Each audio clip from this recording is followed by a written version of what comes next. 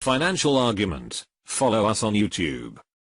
Hi everybody, Stefan Molyneux from Freedom Main Radio. I hope you're doing well. Back with Peter Schiff, an economist, financial broker, dealer, author, frequent guest on national news, the host of the Peter Schiff Show podcast, CEO of Euro Pacific Capital, and chairman of Schiff Gold. You can find his info at schiffgold.com, schiffradio.com, and europac.com. We're going to put all those links in the low bar.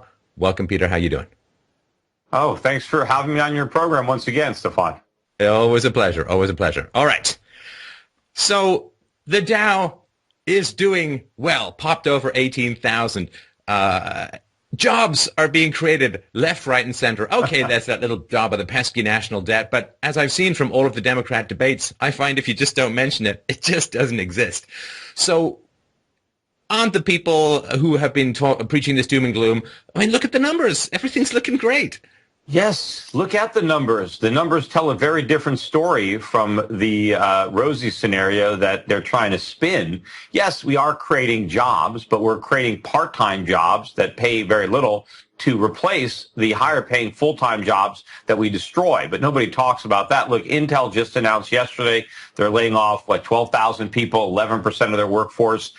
These are good jobs. What are these displaced Intel workers going to do? I mean, if they get 2 or 3 jobs tending bar and waiting tables, that's going to count as job creation, because you lose one good job and you replace it with 2 or 3 lousy jobs. That is the secret behind the job creation. It is really destruction. And I've said this before. That is why Donald Trump is getting so much support. And that is why a guy like Bernie Sanders can rise from obscurity and almost be tied in the national polls with Hillary Clinton, who is a household word, who nobody else even wanted to run against because it was a sure thing that she would be coronated. Yet this New York Jew, an avowed socialist, can get all this support. Why? Because the economy is a disaster. That's why. And if it wasn't for the minorities who apparently, don't even know about Bernie Sanders, so they're just voting for Hillary Clinton. But if you just look at, the middle class white vote, overwhelmingly, certainly male going to Bernie Sanders. Why? Because the jobs aren't there. This is not a 4.9% or 5% unemployment economy. This is still a recession. The recession has never really ended. It's just a fantasy. Yes, on Wall Street, the recession ended, but, the economy is not Wall Street. Well, and of course, the Dow is up, and apparently the business of American corporations has turned from producing goods and services that are affordable and appreciated by the consumer to going into massive debt to buy back their own stock. Boy, what a great business model. I mean, how can that possibly work? Well, it works if you happen to own the stock that's getting bought back, right? And you can sell it at a profit. But yes, we want businesses investing in capital to increase labor productivity so that workers can earn more real money and that prices in real terms can come down, and so consumers can enjoy higher living standards. None of that is happening. This has just been a bubble. And the problem is air has been coming out of it. That's why we relapse back into recession. And meanwhile, yes, the stock market is going up, but not as fast as the price of silver, not as fast as the price of gold. So in real terms, the stock market is actually going down faster now than it was last year. I mean, look at silver, exploded yesterday to a new high for the year, above 17. It's up again today. Gold continues to rise. So in real terms, the U.S. stock market is going down. And in fact, the dollar is now declining. It's been declining all year against pretty much all the currencies in the world. So it's just an illusion that the market is going up. Well, what we got here is Standard & Poor's 500 earnings are down over 18% this year from their peak in late 2014.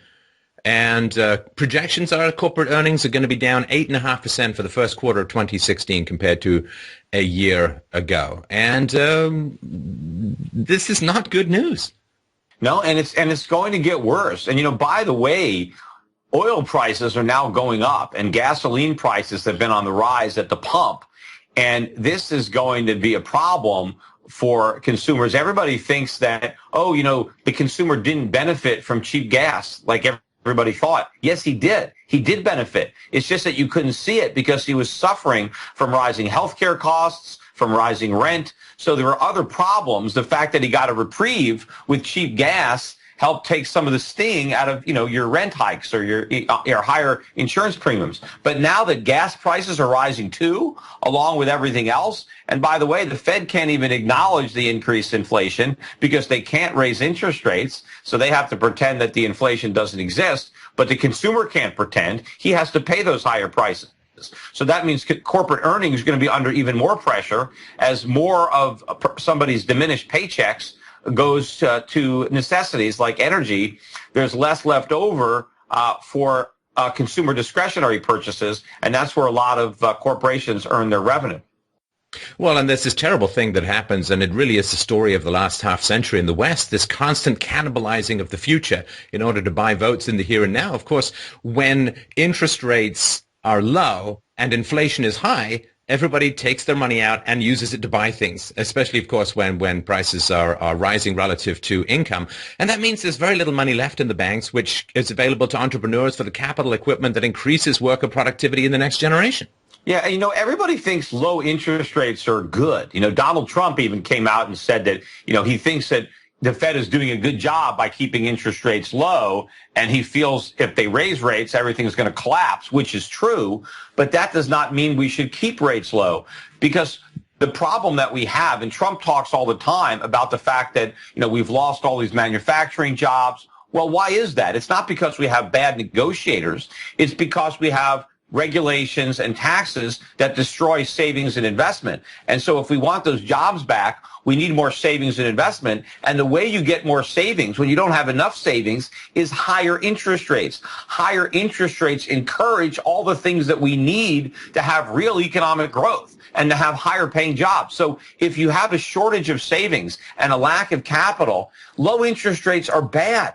The market needs to bring interest rates up so that we can attract capital and savings again. Now, yes, will it be more difficult for somebody to go borrow money to buy a television set or to buy a new car or to buy a house? Yes. But we don't want people borrowing money to buy those things when we need more production and more jobs. We want entrepreneurs borrowing money to expand and buy plant and equipment and to modernize and update and to make their workers more productive.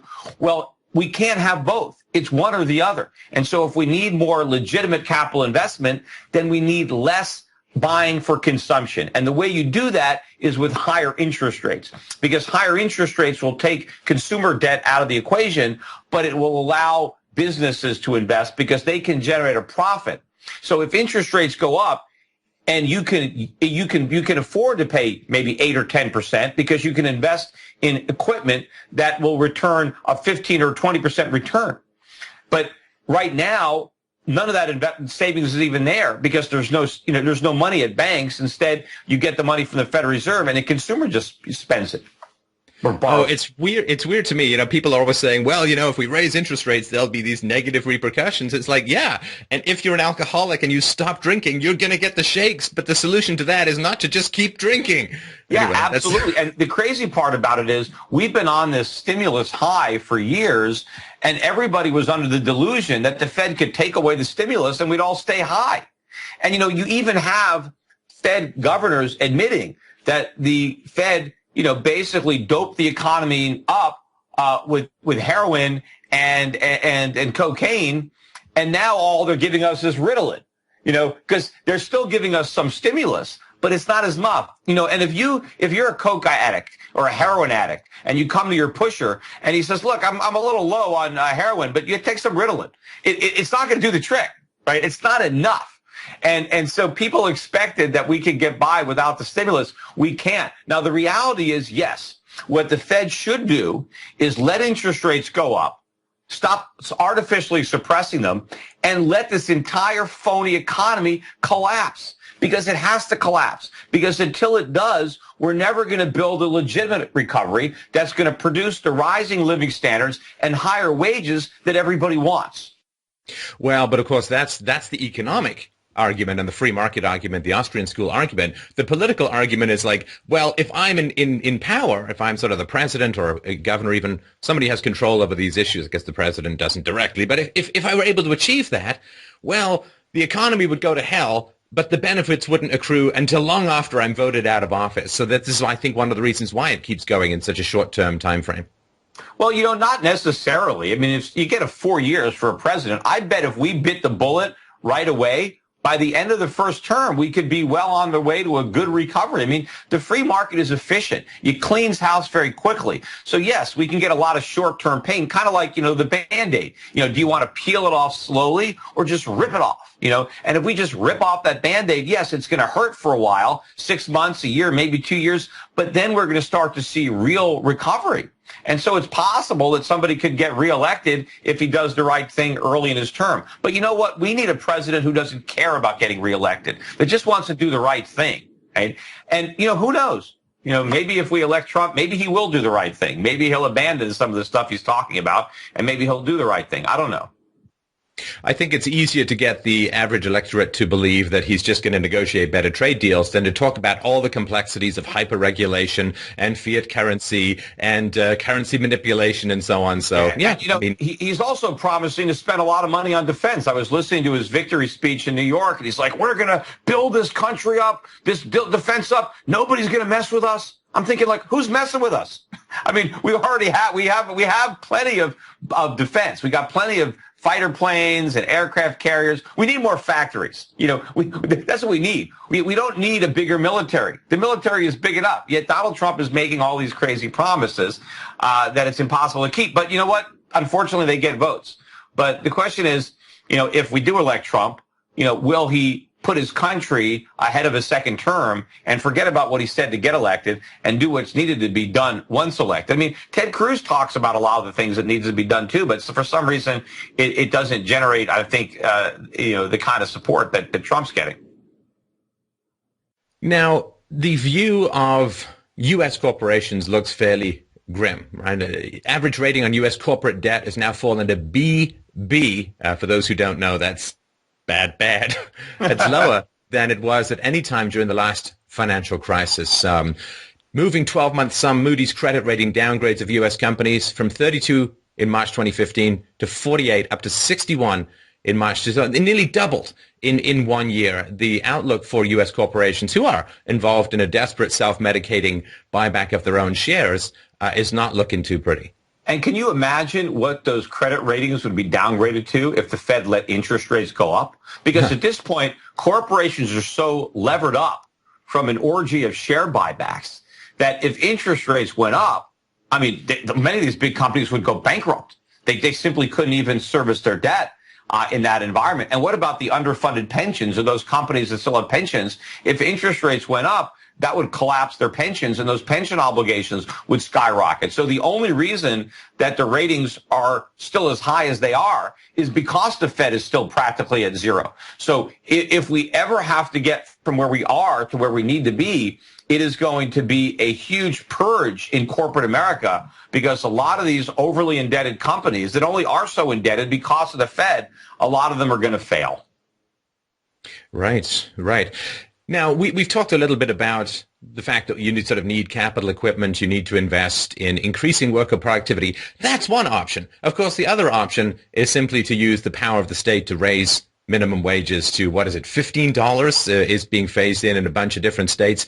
So I feel sometimes we may just be overcomplicating things by saying that you need all these complex business skills and market research skills and customer satisfaction skills when you can just point a gun at math and make it magically work. So perhaps we can talk a little about that. That doesn't work. See, all that does is it forces employers to find ways of getting around hiring people. So if you say to the government says, look, if you're going to hire unskilled workers, you have to pay them $15 an hour. What that means is employers have to say, okay, well, I guess I can't hire unskilled workers, or I can only hire a few, but I have to find other sources to get done what I need to do. And so what do businesses do? They raise prices, or they adopt models where you have self-serve, where people do things themselves. You serve yourself. Like a self-serve gas station, right? What happened when the government put a minimum wage? Well, they didn't start paying gas pumpers higher wages. They eliminated gas pumpers. The job doesn't exist anymore. You pump your own gas. And they used a combination of self-service and technology. And so what is going to happen now, because the government is saying, no, you can't pay that guy $7.25. You got to pay him $15. Well, I can't pay him $15, so I'm not going to hire him. I'm going to do the next best thing. So I'm going to use a machine. I'm going to outsource. I'm going to have my customers do things themselves that were done by others, and I'm going to raise my prices. And so now there's going to be a new level of employment, but you cannot legislate higher wages because you can't. Wages have to come from productivity. And if the worker doesn't have the productivity, he's not going to earn the wage. And so businesses are going to find a way around. Now, sometimes, yes, there are sometimes you will get a few people who will get overpaid as a result of the increase in the minimum wage. But that is more than offset by all the people who get zero because they've been legislated permanently out of work. And those that do keep their jobs still have to pay higher prices because the people who are most impacted by the higher prices that result from an increase in minimum wage are the minimum wage workers themselves. It doesn't matter to Warren Buffett, what happens to the price of a hamburger. He couldn't care less. But if you're working for minimum wage and the price of a hamburger goes up, that takes a lot of that wage hike away from you.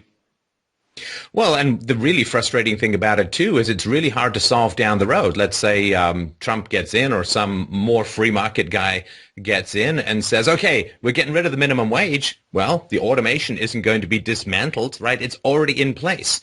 And so the demand for lower skilled workers is not going to go up proportionately to how it goes down when the minimum wage is raised. So that is a permanent reduction.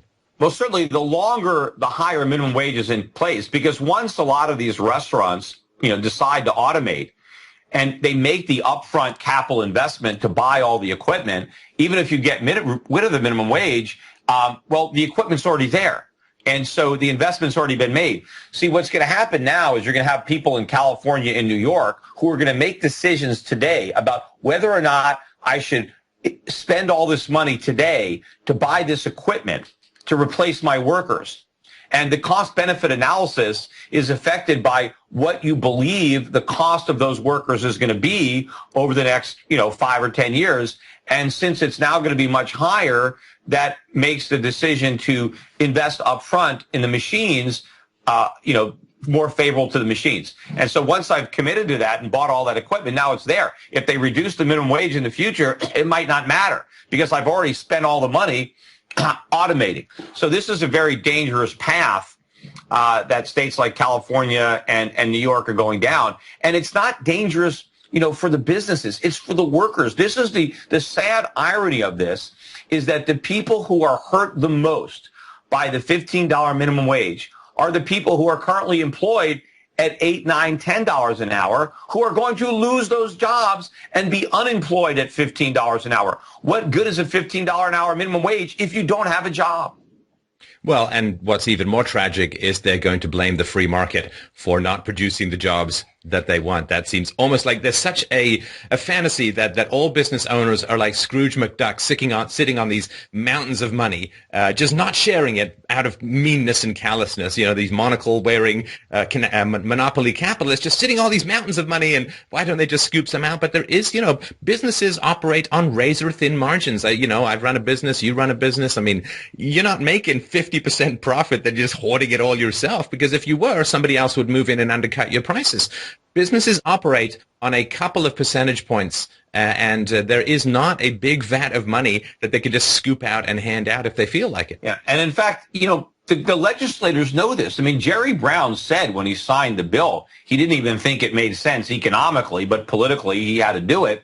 And the fact that the $15 an hour minimum wage doesn't take effect immediately, that shows you that they know that it has harmful effects. If it was so good, why wait 4 or 5 years? Do it right now. And in fact, California in the bill said that if the economy weakens, if we go into a recession, if unemployment goes up, they can suspend the increases. Well, wait a minute. If the increases are good for the economy, wouldn't it be better in a recession? If it's going to help the economy, then if the economy slips into recession, wouldn't you want to accelerate the rate hikes if they're really helpful? The fact that they said they can call it off if the economy is in trouble shows you that they understand that it's bad for the economy. Yet they're doing it anyway because the voters are dumb enough to want it. But what we need is elected officials who have enough integrity not to give the voters what they want when they know what the voters want is bad. Well, it's the Platonic idea that you have wise legislators who are willing to accept unpopularity for the cause of educating voters. And I do think that the politicians know better, but they are, of course, playing to the masses who, just like these squawking birds, baby birds that want all this government largesse coughed up to them. And nobody's really pushing back, at least on the political side. No, and in fact, people pander to it. I mean, again, that's where Bernie Sanders gets all his support. And I hear him talking all the time about we want more voter participation. We want more people to vote. Yes, because he knows the more uninformed people vote, right, the more votes he's going to get, right? I don't want people who don't even understand the issues voting. I want fewer people voting because that means that the people who do vote are likely going to be more educated and understanding than if we just force everybody to vote, right? I mean, Bernie Sanders would like little kids to vote, right? Sure, because they'll vote for Bernie Sanders, right? He wants more and more people to vote. I want fewer people to vote. And another one of these lies that's floating around at the moment is that, because in the past, people with college education made more money. If we put more people into college, they're all going to come out making more money. Like if you just put short people on a basketball team, boing, up they go in height. I wonder if you can help people break that down a little bit. Yes, well, that is very bad logic. It's not the college degree that is really responsible for people earning more money. It's just that harder working, smarter, more ambitious people used to be the ones that went to college. And then when they went to college, they also majored in things and studied things that helped them earn more money. But today, it's not just the best and brightest to go to college. It's everybody that graduates high school practically goes to college, even if they had a D average.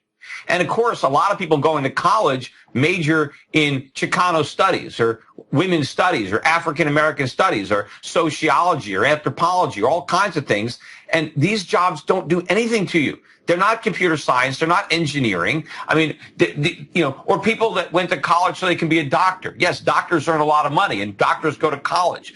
But just because you go to college, if you're not going to be a doctor, it doesn't mean you're going to earn the kind of money that a doctor earns. Now we got everybody going to college. And now, if you actually want to differentiate yourself from the masses, you need to get a master's or a PhD, because a college degree today doesn't even have the marketable value of a high school diploma.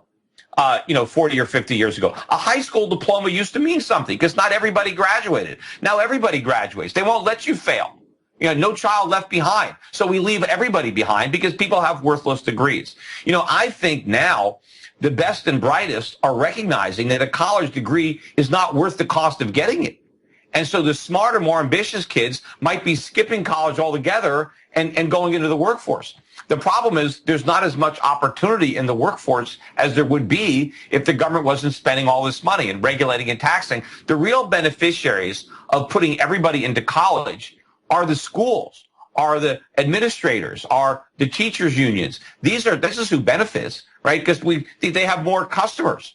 But they're not even really customers because they have to be there. And the parents don't even have a choice of where to send their kids. If you live in a certain community and that's your zip code, then you have to send your kid to that failing government school unless you can also afford to pay for a private school at the same time you're being taxed to pay for a public school. And the public education costs a fortune and it's lousy. Well, and I remember going from sort of undergraduate to graduate school. It was like breaking through the clouds. Here are the smart people. Here is sunlight I can see. Because what happens is when more and more people go to college, the curriculum has to be dumbed down because you have less intelligent people in college. So even the really smart people aren't getting even close to the kind of quality education that they had in the past, which helped produce better outcomes. Yeah, even when I went to college, and I went to UC Berkeley in the early 80s, and even then I remember a lot of freshmen were taking remedial math and remedial English. Why are they there? How did they get out of high school if they can barely do math or read? Yet here they are at UC Berkeley. And so it's ridiculous. If you need remedial education when you start college, you shouldn't be starting college. If you couldn't master that stuff in high school, then don't go to college. You are wasting your time. There are other things that you can do. You know, I got a kid that comes here, you know, a plumber to do work in my house. I mean, you know how much plumbers make? And you don't have to go to college to be a plumber, right? And there's nothing wrong with being a plumber, right? I mean, so, you know, if you don't have the aptitude for math, you know, or whatever, you know, what are you going to college? Learn a trade. And you can earn a lot of money if you learn some valuable skills that people need, because people always need plumbers and all sorts of, you know, trades that people. And in fact, at one point in America, if you were a plumber, right, you could support a wife and 4 kids on the income of a plumber. Well, that is something you mentioned in a recent interview that I don't mean to have you retread old material, but it is hard for people growing up sort of in the modern world to remember or to realize what it was like prior to, you know, the Great Society of the 60s and so on, what it was like in the 50s and so on, how much you could survive and thrive on one person's salary during a baby boom. Yeah, and not even a salary of a white collar worker. A blue collar worker could afford to support a wife who didn't have a job outside the home, who didn't earn anything. Yet he was able to do it. And remember, too, people would get married. If you were a plumber, you know, maybe you were 25 and you got married because you've been working, you know, since you were 15 or 16 years old. You didn't go to college and you've been working and you built up some savings. You learned some skills. I mean, a 25-year-old can't get married today. I mean, if he went to college, he's broke. You know, he's got a lousy degree and he's buried under a pile of debt. He's living with his parents. I mean, he's not a real prize for somebody to want to marry. You know, meanwhile, you know, the women don't even want to even get married now, because if the guy can't support them, what's the point? They're just going to go and get a job themselves. And, you know, they've got college debt too. So this is a different world that the government has created. They've gotten everybody into college, and now everybody is broke. Nobody learns how to do anything. They waste all their youth in college, where what do? They party, they go, you know, they get drunk, and they get these liberal arts degrees. And now the women and the man, they both have these degrees. They graduate 23, 24, because some of these kids take 5 or 6 years now. There's so many kids in college that you can't even get the courses you need for your major. And so, and of course, people don't, like, my dad went to college. You know, he worked when he had a spring break. That meant, oh, I got a job. I work. Right? He worked during his spring break. He worked over the summer. That's how he paid for college. Now they don't. You know, people take a vacation. Nobody works. They just go into debt. You know, and then they graduate, and so you have these young people graduating. They're broke. What are they going to do? You know, and even if they get jobs, a lot of their income is going to taxes and to pay off their loans. Whereas back in the past, you had no loans and you had no taxes. That's something that people, I think, who are relatively comfortably well off, have a tough time seeing just how broke the average American is. I mean, the average American has like a couple of $100 if they're lucky in the bank account. They have very few liquidable assets, and they're just like one slip and fall or medical bill away from some complete disaster. And I think that the precariousness of Americans is something that, again, the more comfortable classes have a tough time understanding. And that's why they're splitting right and left, I think, with Trump and Sanders.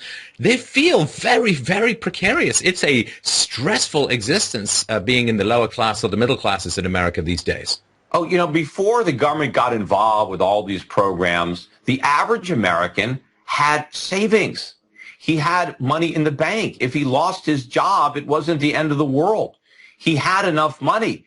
He didn't even need necessarily unemployment benefits, because you saved. People didn't spend everything they earned. They saved money. They put it in the bank. Their savings earned interest. So you didn't have to necessarily go to work to earn money. Your money was earning money for you because you had interest. So people didn't live paycheck to paycheck. The middle class didn't live paycheck to paycheck. They had savings, and they saved for their retirement. Now, no. I mean, if you lose your job, if you don't have unemployment, you've got nothing. And now you're signing up for food stamps or other types of government assistance, because the government has created a society where people have no financial assets whatsoever. The average American probably has a negative net worth. His liabilities, whether it's a car loan or a student loan or credit card debt, exceed his assets. The average American is broke. Right? In supposedly the richest country in the world, the average citizen of this country probably has a lower net worth than most people in the rest of the world, even poorer countries, because they have positive net worths. They don't have all the debt that Americans have, and they've got some savings. We have a bunch of debt and no savings. Oh, and that's not even counting the national debt and the unfunded liabilities. Well, of course, if you do that, then we're the poorest people in the history of the world, right? If you look at all the money that we owe. Now, of course, the way out of that is that we're not going to pay it. But the problem is our creditors haven't figured this out yet. They still think we're good for it. They still think all these broke Americans can actually pay their pro rata share of the national debt. I mean, it's not even close.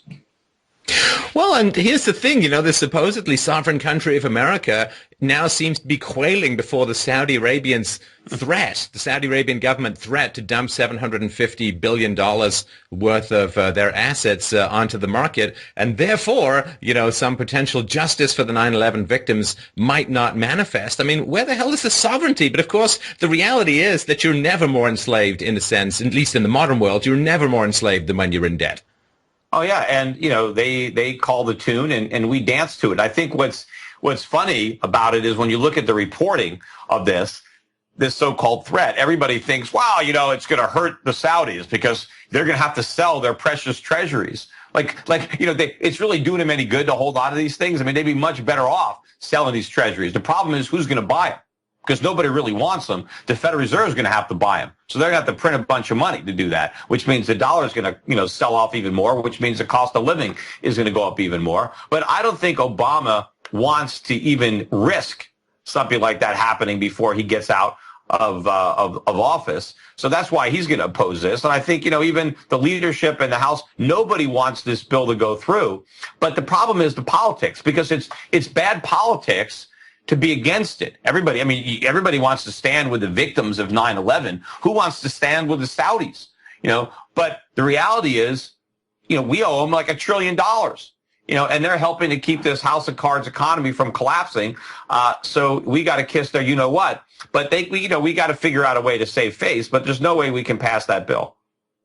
So recently, of course, there has been a giant, massive data dump.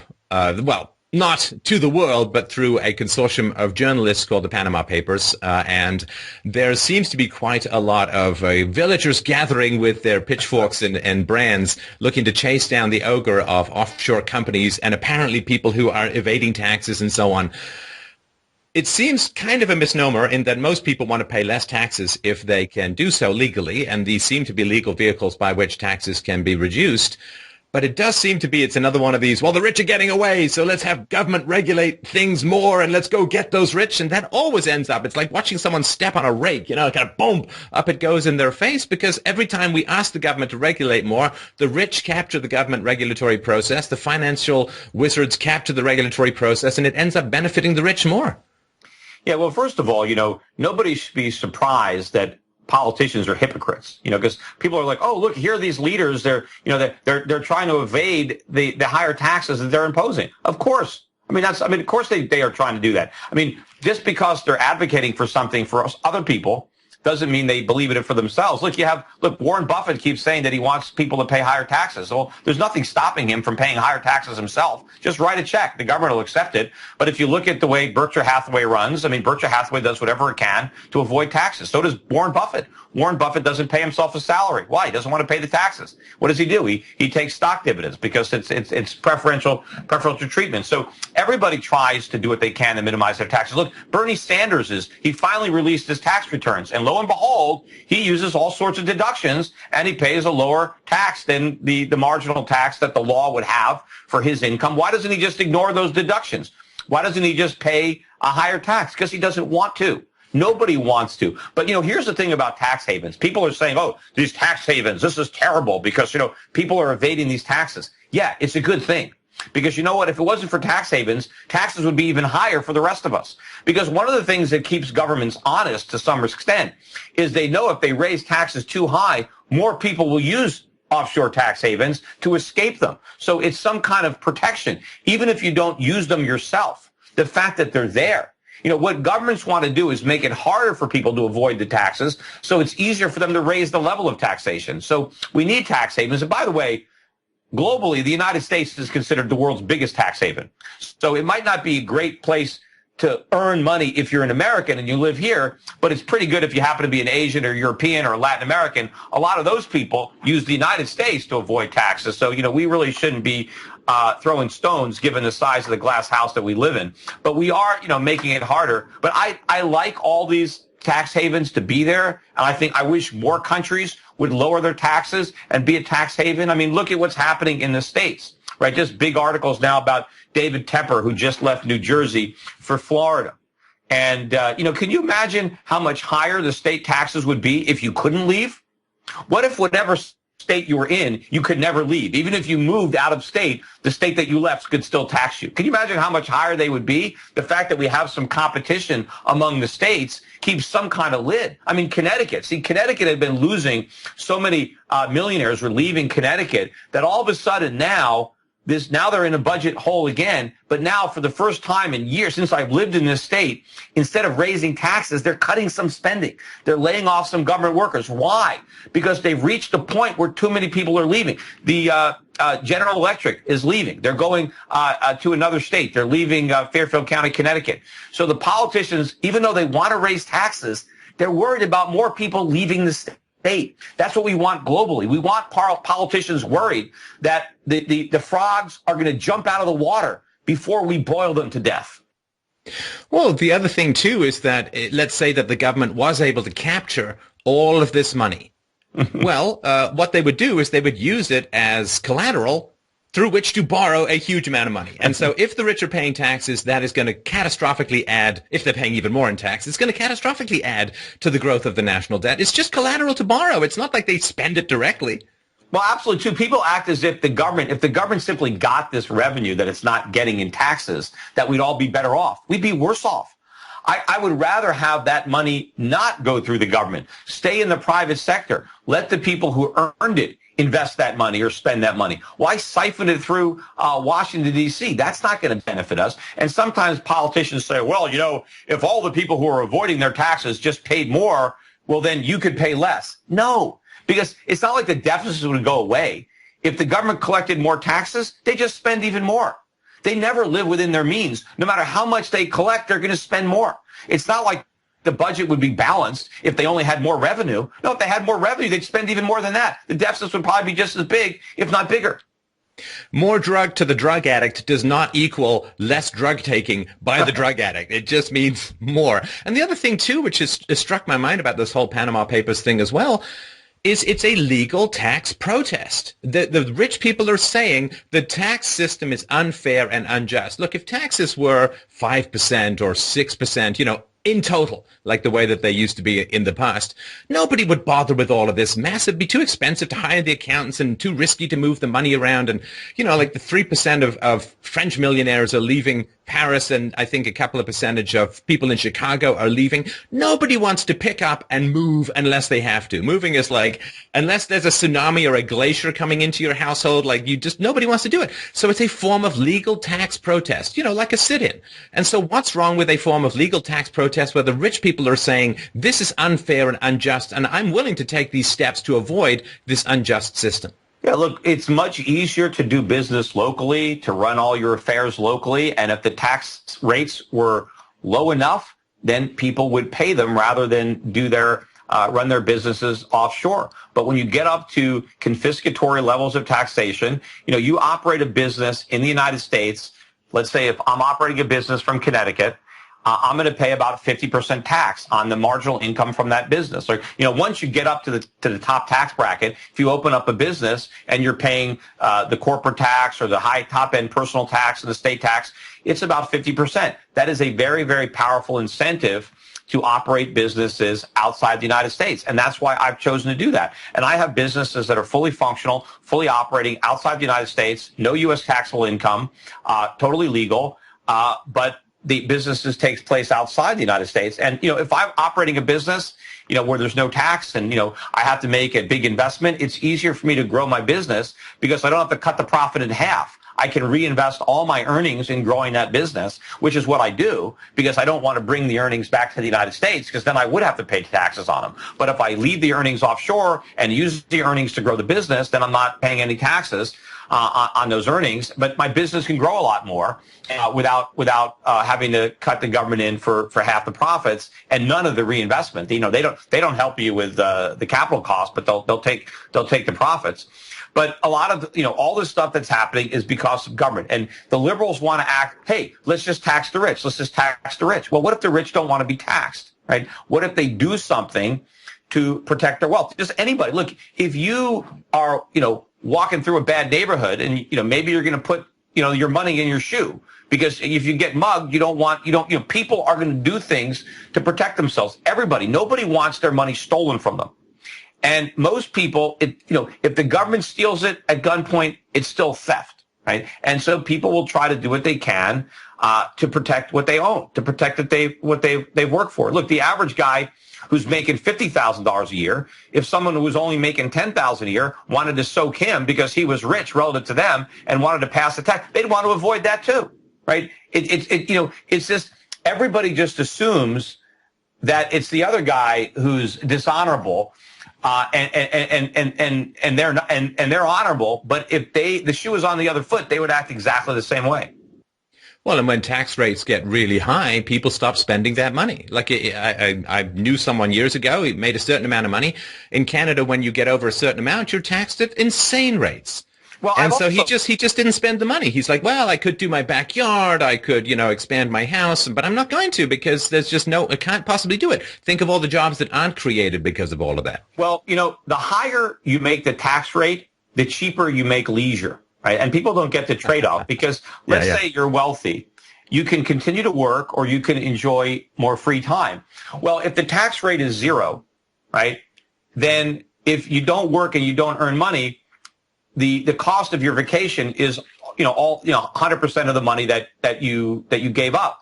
But if taxes are 50%, and if I don't earn, let's say, that extra $1 million, well, my vacation didn't cost me $1 million. My vacation cost me $500,000 because I only would have earned $500,000. But you take the tax rate up to 80%, and now that vacation only costs you $200,000 because even if you would earn $1 million, you only would have kept $200,000. So depending on, somebody might say, well, that's $200,000 might be a lot of money, but not if the guy's got 10 or 20 million. He might decide, you know what, I'd rather have the vacation than the extra 200. He might rather have the extra 800 if taxes were 20%. So the higher you make taxes, the more wealthy people will choose leisure over work. And the thing is, if I'm going to choose leisure over work, if I'm not going to work, maybe I don't need my employees anymore because I'm no longer running my business. I decide, it's not worth it anymore. I'm just going to retire because after taxes, there's not enough money left over. I might as well just go fishing, right? And so the higher you make that tax, the less work there is. And the less people who are going to be benefiting from that. People aren't going to get jobs or, there's a lot less economic activity when you're just sitting there fishing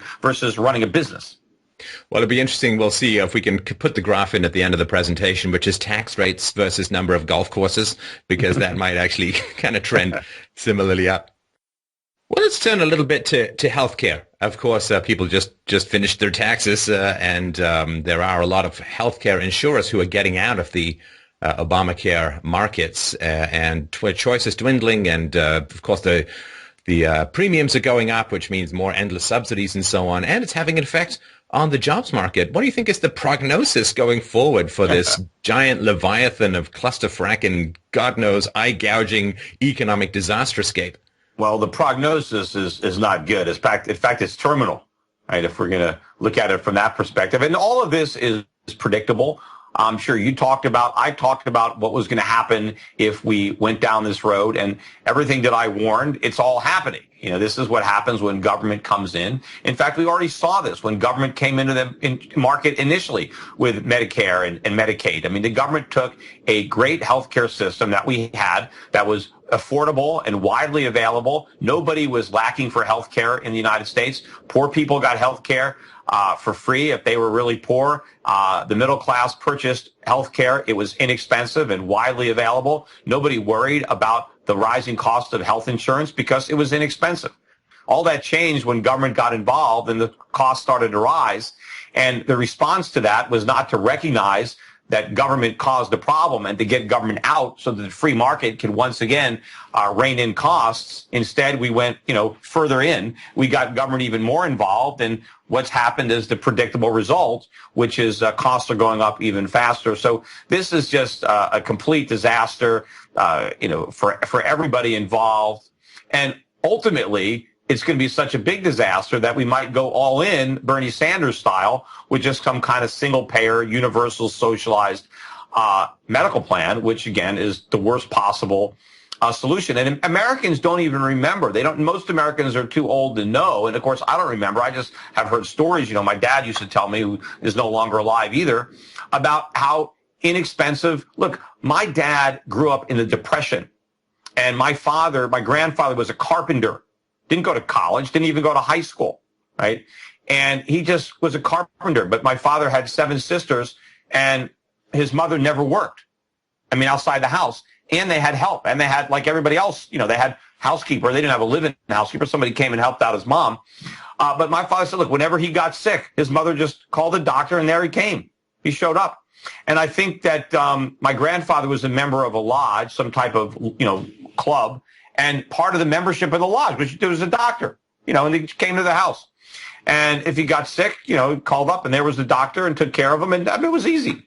Nobody worried about it. And sometimes my dad would say, the doctors would come, and if you couldn't pay him, they said, okay, well, when you can pay me, pay me.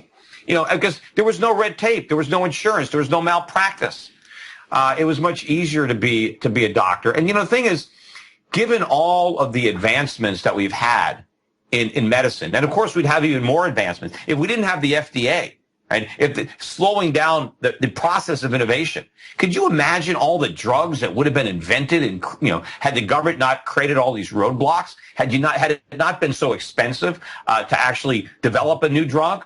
I can only imagine how inexpensive healthcare would be. Healthcare is now this huge cost in our GDP. And in fact, it is one of the main reasons that GDP is going up, because we're spending so much money on healthcare. But this is not a good thing.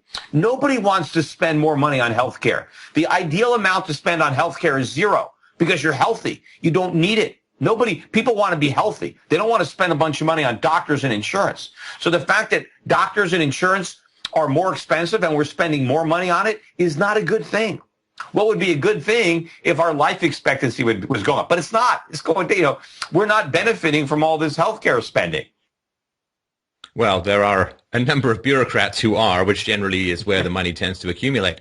So the way forward, my sort of argument has been for years, and I think it's similar to yours, which is that we just need to let people voluntarily interact with each other without coercion, without compulsion. And everyone thinks that's going to be a disaster. Like there's this feeling like we've got the free market like this rabid dog, and we've got it but if we let go, it's going to, tear our faces off and stuff. And that's because people don't know history and they don't know theory in general. So let's say that you got your libertarian wand out and you could pick a couple of things that you would want to see changed the most and the fastest. Where would you start waving?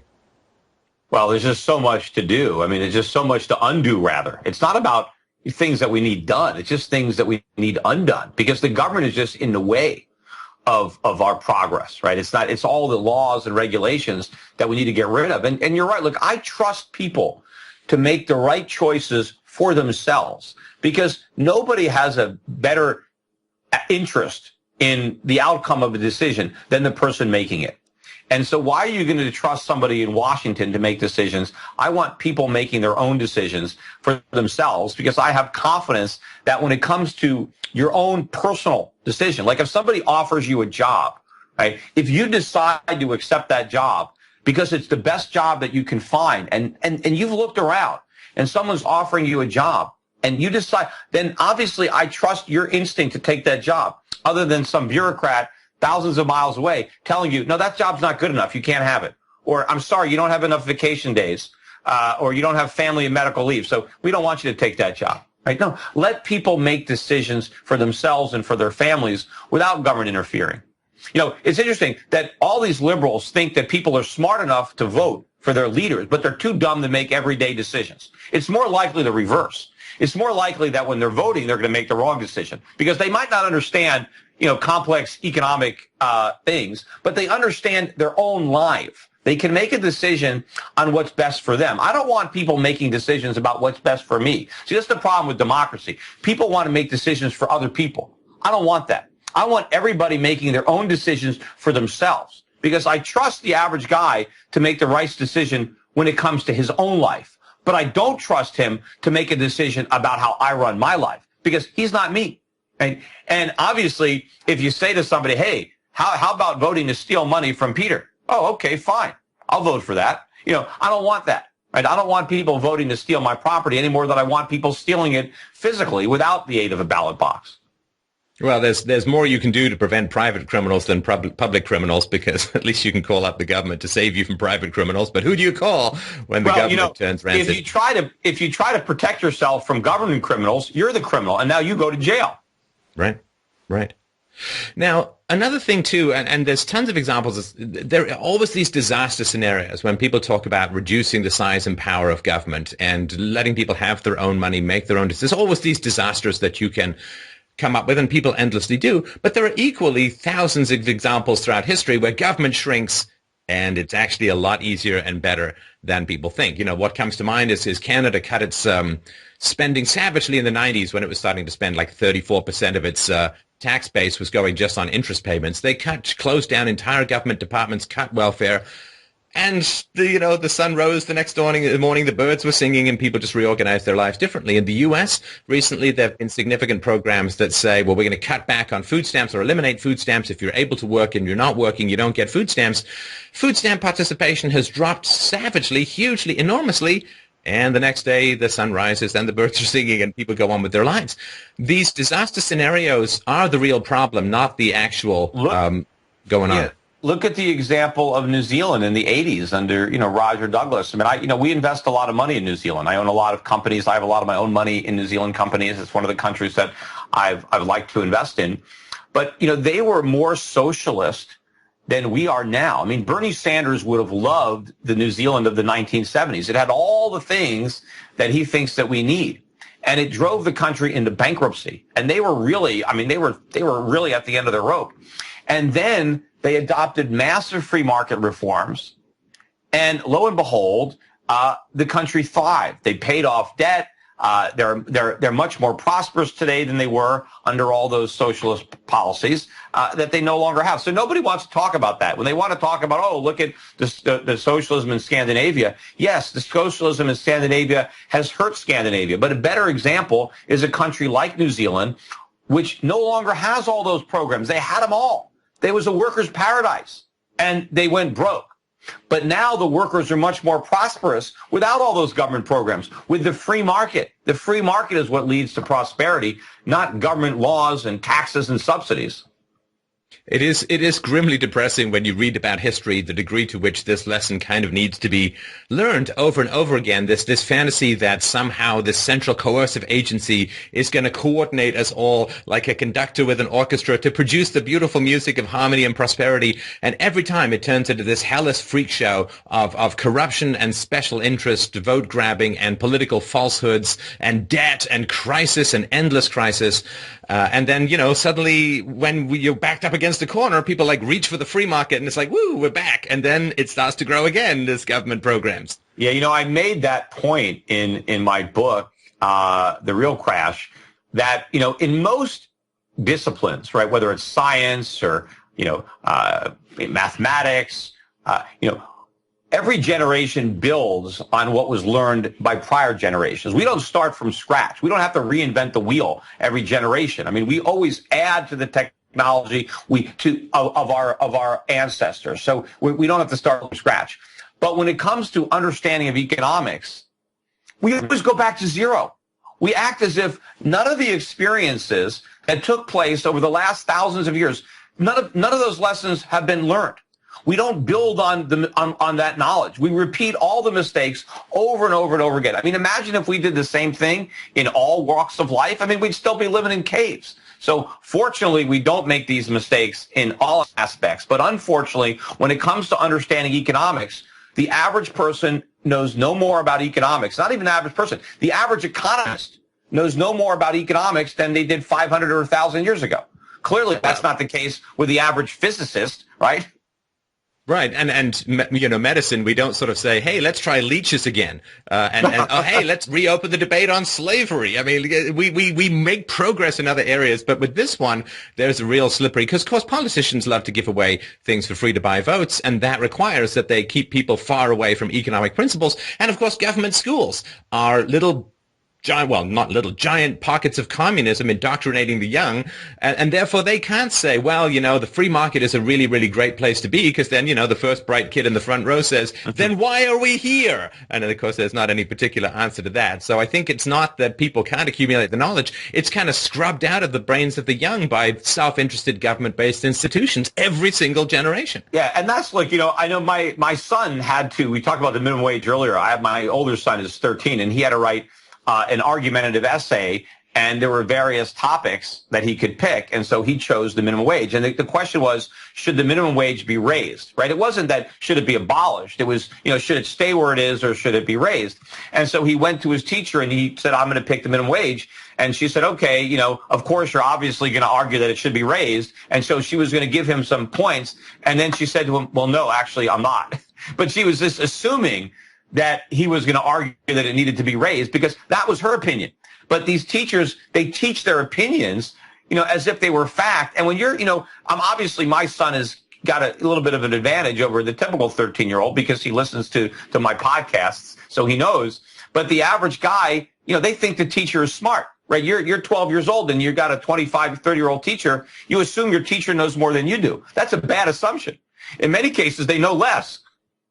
Well, I mean, the idea that that you live in a society that's going to put indoctrinated idiots in charge of pretending to educate the young, that's a pretty chilling thought because it goes way beyond the school into your society as a whole and its respect for the young and its capacity to survive teaching young people critical thinking skills. Whenever you have a rotten, terrible infrastructure of propaganda that's really at the heart of a society, critical thinking skills becomes the complete enemy, and so you don't want to think about your society as a whole if it can't teach you how to think. What's it hiding?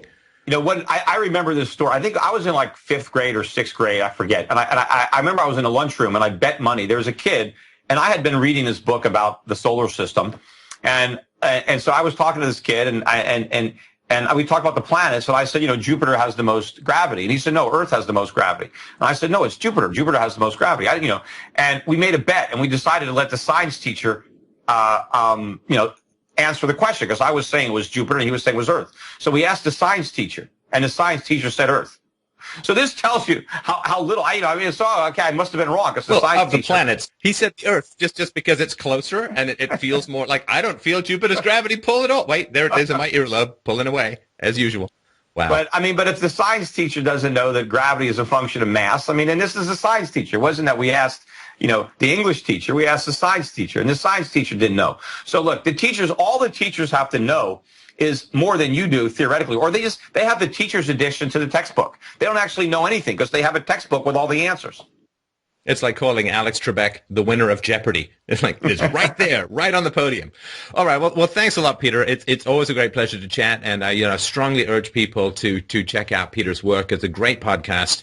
And his websites again, just to remind people, schiffgold.com, schiffradio.com, and Europac, EUROPAC, Europac.com. Always a great pleasure. Keep on fighting the good fight. Congratulations on the new addition to your family, and we'll talk again soon. All right. Thanks a lot.